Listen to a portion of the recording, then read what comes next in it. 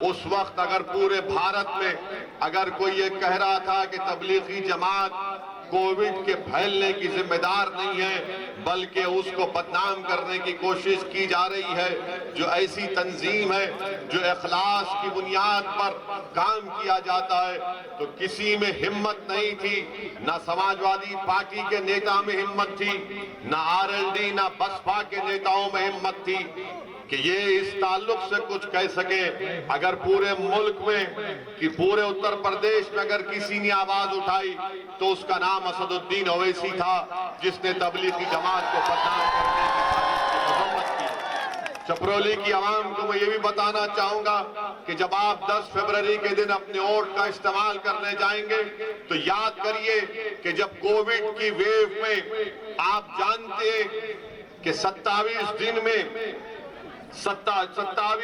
में करीब 30 से ज्यादा लोगों की मौतें हुई थी चपरोली विधानसभा में। कहां पे नजर आए मुख्यमंत्री की सरकार या मुख्यमंत्री नजर नहीं आए, जब रोज कोई ना कोई चपरोली विधानसभा में एक शख्स मर रहा था कोविड से, उस वक्त सरकार नहीं थी, उस वक्त यहां पर बीजेपी के एडमिनिस्ट्रेशन से कोई नहीं था। आपको ये बात वोट डालने से पहले याद रखनी चाहिए। तीसरी बात जो मैं आपको याद दिलाना चाहता हूं कि चपरोली विधानसभा में 10वीं जमात के बाद यहां पर कोई तालीम का कोई शिक्षा का इंतजाम नहीं है। बताइए कौन सा विकास का काम, कौन सा काम बीजेपी की सरकार ने किया। चौथा, यहां पर गवर्नमेंट के कॉलेज की जरूरत है, उसका नाकिस इंतजाम किया गया। यहां पर 13 लाख की आबादी में सिर्फ 24 पब्लिक हेल्थ सेंटर काम करते हैं। बताइए बीजेपी ने कौन सा विकास का काम किया। बीजेपी बड़े बड़े झूठे दावे करती है जो सच्चाई पर मुबन्नी नहीं है। दूसरी जानिब मेरी इज्जतदार माँ और बहनों, मेरे बुजुर्गों, मेरे गयूर नौजवान साथियों, मैं आपको बताना जरूरी समझता हूं कि जिन्होंने आपका वोट तो लिया, जिन्होंने सुरक्षा के नाम पर आपसे वोट लिया, जिन्होंने बीजेपी को हराने के नाम पर आपसे वोट लिया, जिन्होंने आपके बच्चों को सुरक्षा और उनकी शिक्षा के नाम पर वोट लिया, बताइए आज जब मसाइब और मुश्किलात के तूफान से हम गुजर रहे थे, ये कहां पर नजर आए। पूछिए समाजवादी पार्टी और आरएलडी के नेताओं से कि CAA के ऊपर आपका क्या बोलना है, तो इनकी जबानें बंद हो जाएंगी। तारीख गवाह है कि भारत की संसद में अगर किसी ने संविधान का हवाला देकर उसको काला कानून करार दिया और CAA के उस कानून की कॉपी को पूरे संसद में अगर किसी ने कहकर फाड़ दिया कि जिस तरह गांधी ने उस वक्त के सफेद फाम अफ्रीका की हुकूमत के कानून के खिलाफ इस तरह कानून फाड़ा था, तो असदुद्दीन ओवैसी आपके सामने खड़ा है। मैंने उस CAA कानून को फाड़ कर बताया कि ये काला कानून है जो मजहब के नाम पर भेदभाव करता है। क्या पोजीशन है, क्या कहती है सपा और आरएलडी, इसके पास इनका कोई जवाब नहीं है। ट्रिपल तलाक का गलत कानून मोदी सरकार लेकर आई, पूछिए सपा और आरएलडी से कि आपकी इसके ऊपर क्या राय है, तो जबान खामोश हो जाएगी। आप जानते हैं कि आपकी एक आवाज की जरूरत है।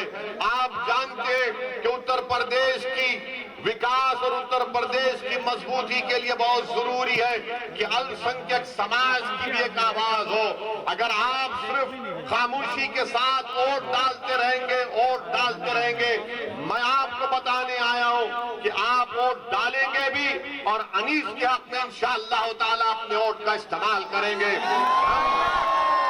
हम सिर्फ वोट डालने वाले नहीं है, वोट हासिल करने वाले भी हैं। आज मैं उन समाजवादी पार्टी में जो बड़े बड़े नेता अपनी जिंदगी गुजार दिए, आज घर में बैठकर रो रहे हैं कि हमको टिकट नहीं दिया गया, हमसे धोखा किया गया, हमसे इंसाफ नहीं किया गया। मैं उन समाजवादी पार्टी के नेताओं से कह रहा हूं कि तुम गैरों की चौखट पर जाकर एक फकीर विधानसभा के टिकट के लिए भीख मांग रहे हो। आओ मजलिस में हम टिकट बांटेंगे, तुमको भीख मांगने की जरूरत नहीं है। और मैं उन नेताओं को चौकन्ना कर रहा हूं, अखिलेश यादव तुमको धोखा देगा। अखिलेश यादव जो जिस किसी अल्पसंख्यक समाज के नेता को टिकट नहीं मिला, अखिलेश यादव उसको बुलाकर बोल रहे हैं ये लो लॉलीपॉप और मुंह में चूस दे रहा। और लॉलीपॉप अखिलेश यादव क्या दे रहे, बोल रहे हैं कि सरकार आएगी तो तुमको एमएलसी बनाएंगे, सरकार आएगी तो तुमको राज्यसभा भिजा देंगे। अरे राज्यसभा तो प्रोफेसर के मुकद्दर में जिंदगी भर के लिए लिखा है, एमएलसी तुमको नहीं मिलेगा।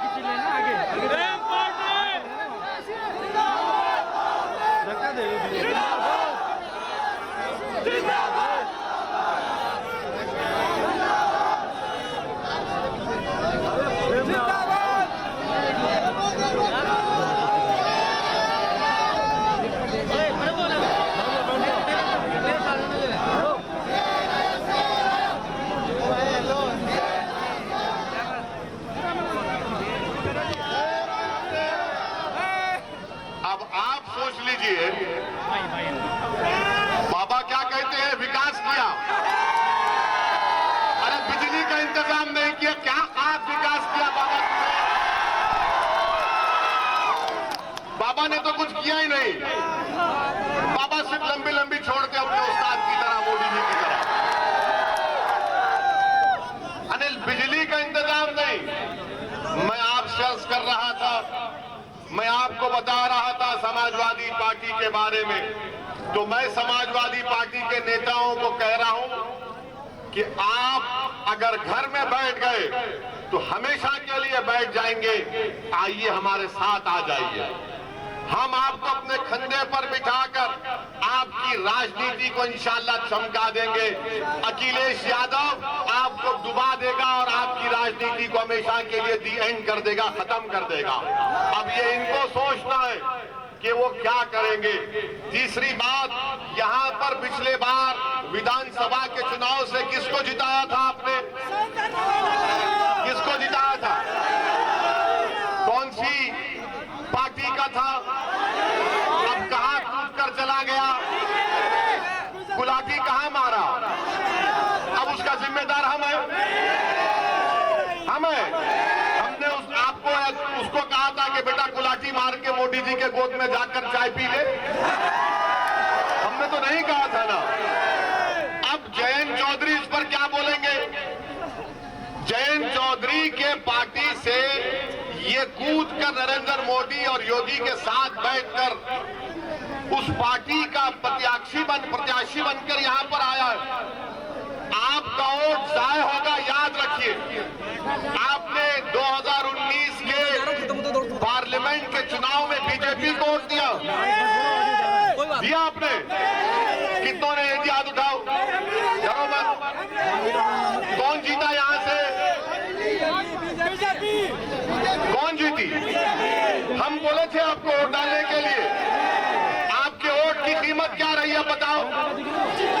17 में आपने आरएलडी को वोट दिया तो बीजेपी में दौड़कर चला गया। 19 में आपने बीजेपी के खिलाफ यहां पर आरएलडी को वोट दिया, तब भी बीजेपी जीती। आपकी जिम्मेदारी नहीं है बीजेपी को सिर्फ हराना, आपकी जिम्मेदारी खुद कामयाब करो और बीजेपी को भी हराओ। हमारे दिमागों में 50 साल से बात डाल दी गई, आप नहीं जीत सकते। मैं आपको मिसाल दे रहा हूं, हाथी होता है ना, तो बचपन से हाथी को एक मामूली सी जंजीर में बंद करके रख दिया जाता है, और जो वो हाथी बड़ा हो जाता है तो हाथी यही समझता कि जंजीर से जकड़ा हुआ हो। मैं आपसे कह रहा हूं, आप बहुत ताकतवर हैं। अल्लाह ने आपको बहुत ताकत दी है, इन जंजीरों को तोड़ो, ताकत बनो। आपके मुकद्दर के फैसले आप खुद कर सकते हैं, बशर्ते कि आप अपने फैसलों पर एतमाद करें, बशर्ते कि आप पूरे अल्लाह की जात पर भरोसा करके अनीस के हक में अपने वोट का इस्तेमाल करिए। मैं आपको ये भी बताना चाह रहा हूं कि अगर जिंदगी हमसे वफा नहीं करेगी, अगर कोई कामयाब हो जाता है हमको खत्म करने के लिए, तब भी मैं आपसे कह रहा हूं कि अपने आंख में आंसू मत लाइए। हाँ, हमारी गाड़ी पर हमला हुआ, 4 गोलियां उन 2 लोगों ने चलाई, मगर अल्लाह जिसको बचाना चाहता उसकी कोई जान नहीं ले सकता। और हमारा तो अटूट इस बात पर ईमान है कि जब तक कुदरत फैसला नहीं करेगी, किसी की इंसान की ना मौत आएगी, जब तक अल्लाह नहीं चाहेगा ना आपकी मौत आएगी, ना कोई आपका रिस्क छीन सकता है, ना कोई आपको बेइज्जत कर सकता है। तो ये तीनों चीजें हम लिखा कर लाते। हमको ये सप्पा आरएलडी मोदी नहीं देते। हम दुनिया में जिंदा हैं तो अल्लाह के रहमो करम पर जिंदा थे, हैं और रहेंगे। गोलियां चलाने वाले वही लोग हैं जिन्होंने महात्मा गांधी को कत्ल किया था। ये 4 गोलियां चलाए हम पर, अल्लाह ने हमको बचाना था, मगर मैं उन लोगों को फिर से कह रहा हूं, मैं मौत से नहीं डरता हूं, इंशाअल्लाह ताला मैं नहीं डरता। मुझे मालूम है कि इन तमाम जितने दुनिया में लोग आते हैं, अपनी मां के पेट में पलकर जब दुनिया में आते हैं तो अल्लाह एक वक्त मुकर्रर कर दिया हर एक का, और हम और आप जाएंगे इस दुनिया से। मगर याद रखो, मैं मौत से नहीं डरता, ना मैं कत्ल करने वालों से डरता हूं, ना तुम्हारी गोलियां मेरी आवाज को दबा सकेंगी, ना तुम्हारी ताकत मुझे तुम्हारे ताल्लुक से डर में खौफ पैदा कर सकेगी। मुझ पर गोलियां क्यों चलाई गई? क्योंकि मैं बीजेपी की आंख में आंख डालकर आप गरीब मजलूम अवाम के हक की बात करता हूं। मुझ पर गोलियां इसलिए चलाई गई क्योंकि मैं गरीब आवाम के इंसाफ का मुतालबा करता हूं। मुझ पर गोलियां इसलिए भी चलाई जाएंगी क्योंकि मैं हिस्सेदारी की बात करता हूं। मैं संविधान के दायरे में रहकर जब ये बात करता हूं तो इन जालिमों को पसंद नहीं आता। ये नादान, ये बुज़दिल ये समझते हैं कि ओवैसी की जबान को खत्म कर दिया जाएगा गोलियों से। अरे तुम्हारे में दम है तो मारो गोली।